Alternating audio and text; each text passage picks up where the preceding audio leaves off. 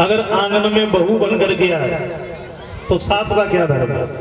Parlour घनी बधू घर आए और राखो नैन पलक कीना।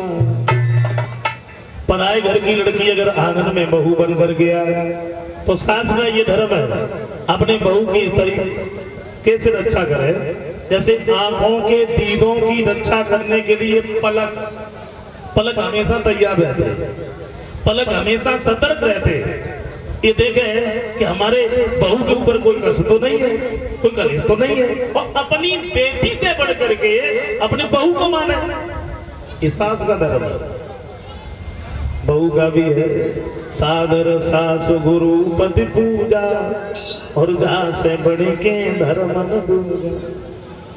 अपने सास ससुर पति इनके कहने के अनुसार चले, पूजन करे और अपनी सास को अपने मां से बढ़कर के माने। हम जना कह रहे कि मतलब सास की पूजा ना होते, खूब होते, खूब होते। फर्क इतना है, पहले वे छोटी माई अगरबत्ती लगाई जाती थी, अब भी बड़ी माई उठाई जाती, लगाई जाती। दसा गया है बउआ को देखो सासों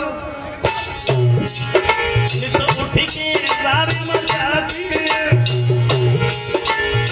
घर को जितना कावा काल सब कुड़ियां सही करवाती है।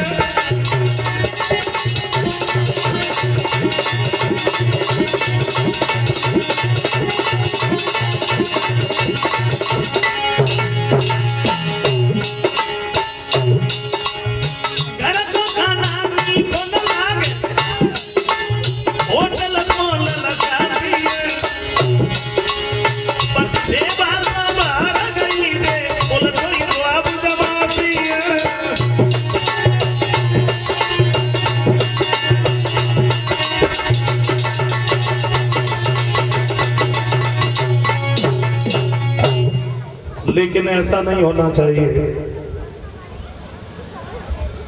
देखो, जिस घर में सास बहू में, पति और पत्नी में लड़ाई झगड़ा नहीं होता वो घर स्वर्ग के समान होता है। और जहां हर समय कलह ही बनी रहती है, बताइए वो घर क्या है? एक दूसरे का सम्मान करके रहोगे, प्रेम से रहोगे तो भी उसी घर में रहना, और अगर लड़ाई झगड़ा करके रहोगे फिर भी उसी घर में रहना। तो जब प्रेम पूर्वक रहेंगे तो फिर रहने की बात ही कुछ अलग है।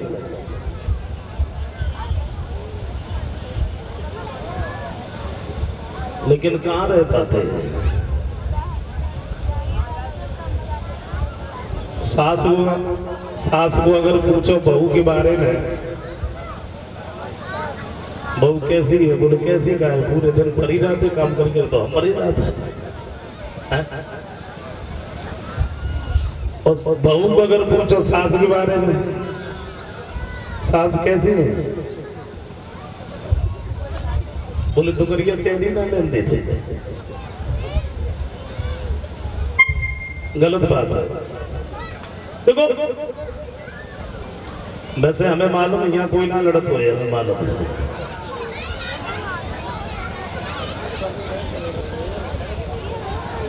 हम तो ये कहेंगे अगर कोई हो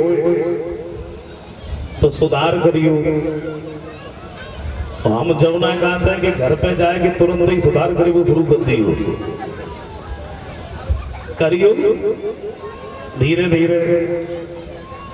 क्यों धीरे धीरे? क्योंकि जो बात सिखाई वही होते है ना, बस ज्यादा देर तक रुकत ना है। कोई अगर बात सिखाई वही है, ज्यादा देर तक ना रुकत। कैसे ना रुकत हम बता, 2 मिनट की बात है। एक लड़का रहे और लड़का बेचारो बड़ो सीधो साधो रहे।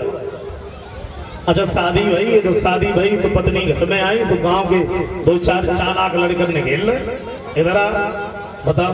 बोले बताया क्या, तेरी पत्नी घर में आई और अबे तू अगर अपनी पत्नी से दबेगा हो ना तो सारी जिंदगी ऐसे ही दबो रहे हैं।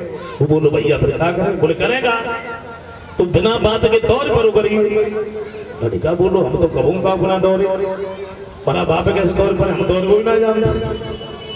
जब आओ तो पागल है, तू कोई बात कहो करिए और जैसी बात खत्म हो बाद में एक बात लगाई दी का बताए बस।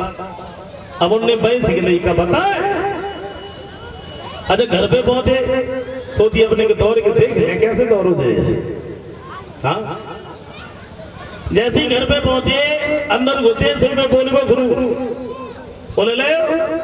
जब से आई बड़े आराम से चार पाई बिछाई ले दी गई। न घर की चिंता है न कहीं और की चिंता है। इतनी तेजी से भूख लगी है और रोटी लाते के बताए मेरा। और जैसे ही उन्होंने सुनी कि रोटी लाते के बताए, सो बेचारी डर के मैं भागी। थाली सामने धरे है, लेकिन आंगन में बैठ के रोई उठी। एक बात सोची, जब घर में तो कैसे ना रहते ये तो बिना बात के तौर पर रोटी। पहली बात तो रोटी मांगी अपने घर वालों पे मांगते, हम पे क्या मांगी और मांगती तो अच्छी तरह से मांगते। अब तो घर में कैसे ना रहते। अच्छा बैठी बैठी रो रही, उन्हें ज्यादा ना दो चार ही और रोटी की खाए, सही दिमाग में झटका लगो। अब तो कुल देर होगी चलने के दौड़ ले सुन फिर बोले हमने रोटी मंगाई, बड़े आराम से आई, थाली सामने धरी और बड़े आराम से चली गई। मैं मालूम कल हमारे गांव में आदमी मर गो और रोटी खाने में कौन लजियो और पानी ला दिए बताए।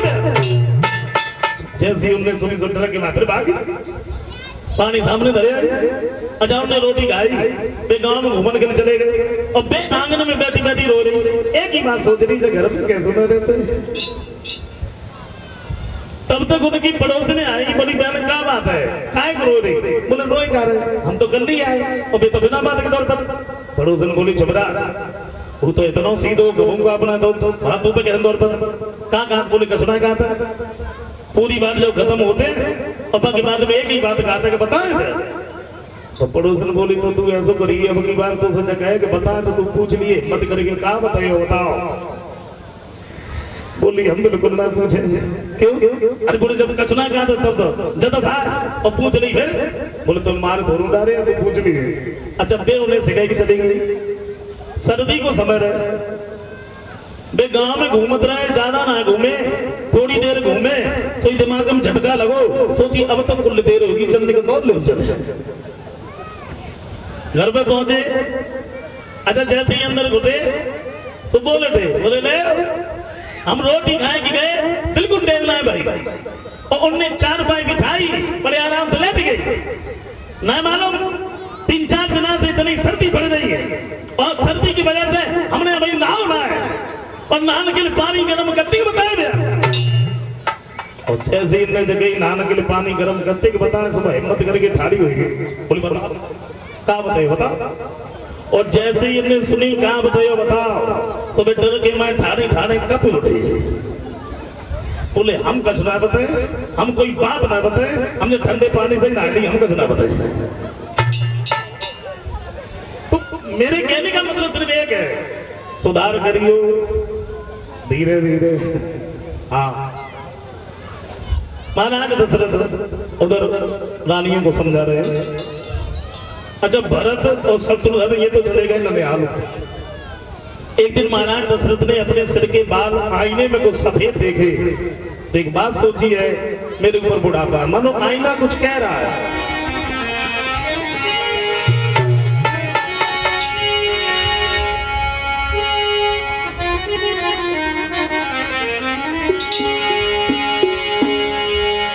कि बालों में कहा इशारे में अब बाल भाव न धरो।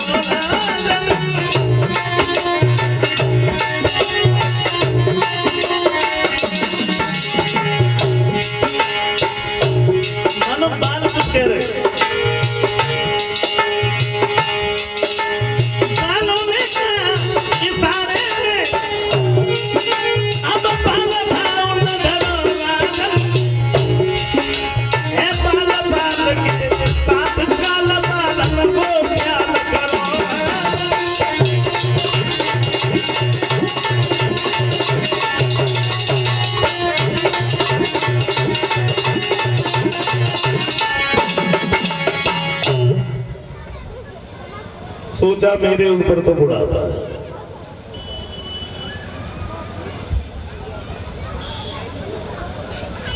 बाल जब सफेद देखे सोचा बुढ़ापा है मेरे, चार पन जो पीछे लगे होते बचपन जवानी बुढ़ापा और मौत। बचपन आता है छोड़ जाता है, जवानी आती छोड़ जाती है, बुढ़ापा मौत ही ऐसे वो आते तो छोड़ के नहीं जाते। अच्छा जब बुढ़ापे से बचने के लिए लोग काना करता है सब कुछ, बाल अगर सफेद भय कोई मतलब ना है, भाग की गई करिया करवाया, नजरों से अगर कम दिखाई पड़ने लगा भाग की गई नजरवा चश्मा बनवाया है। अच्छा शीशा में मुंह देखो चश्मा लगाओ, फिर एक बार सोची पहले से अब कुछ ज्यादा अच्छा दिखाई दे दो। दांत अगर उभर गए तो डॉक्टर की दुकान में गए दूसरे लगवा लाए। एक बात देखी रोटी खाई तो निकाल के धर ले, बाद में फिर तैयार, लेकिन बचते नहीं। हाँ आप भूल जाओ ये आपको नहीं भूलेंगे। उन्हें मालूम है कि तुम किस गांव में किस मोहल्ले में किस गली में तुम्हारा घर है तो आ जाएगा। बचपन जवानी बुढ़ापा और मौत, और देखा जाए दिन प्रतिदिन हम लोग मर रहे जी नहीं रहे। एक कवि कहते हैं कि चली जा रही है भैया उम्र धीरे धीरे,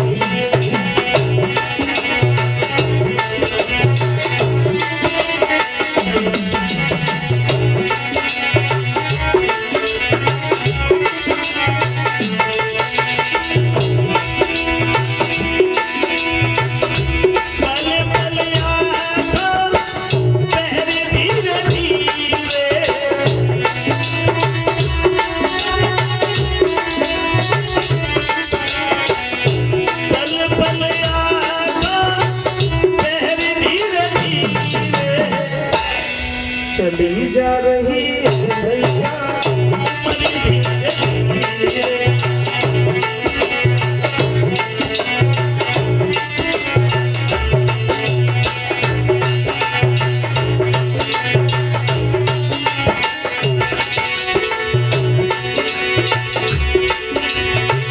कभी कहते हैं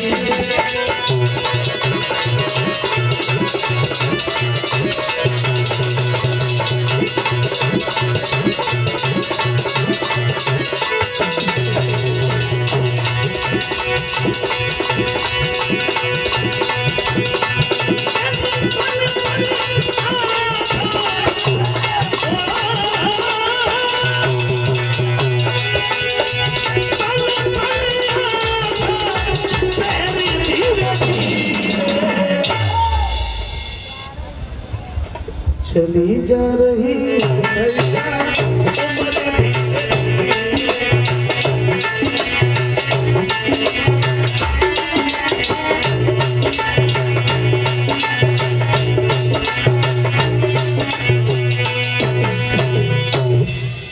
महाराज दशरथ बैठे बैठे सोच रहे हैं मेरे ऊपर तो बुढ़ापा है, अब हमें राम को राजा बनाना चाहिए।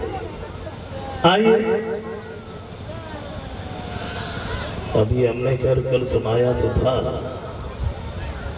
अब हम वहीं पर सुनाई दे रहे हैं।